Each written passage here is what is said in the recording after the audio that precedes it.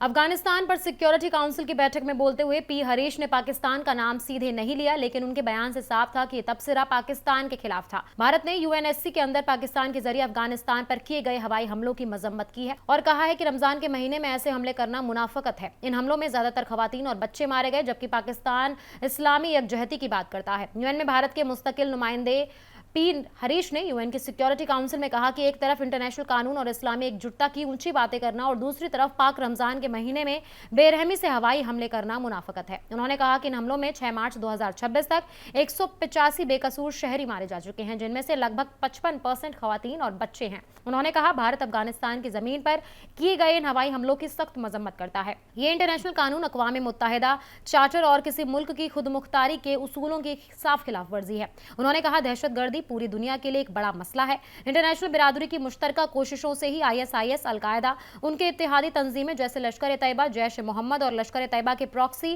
Tanzeem the resistance front और इनके मददगारों को सरहद पार दहशतगर्दी करने से रोका जा सकता है। हाल ही में सरहद पार हुए एक बड़े हमले में द रेजिस्टेंस फ्रंट अप्रैल में पहलगाम में मजहबी वजह से दहशतगर्द हमला किया, जिसमें 26 लोगों की मौत हो गई। अक़वाम मुत्तहिदा के सेक्रेटरी एंटोनियो गुटेरेस के अफगानिस्तान के लिए नायब खास नुमाइंदे जॉर्जेट गैगनॉन ने कहा कि पाकिस्तान के साथ तनाज़े की वजह से इंसानों और मईशत दोनों को भारी नुकसान हुआ है। उन्होंने कहा कि पाकिस्तान ने अफगानिस्तान के साथ अपनी सरहद बंद कर दी है।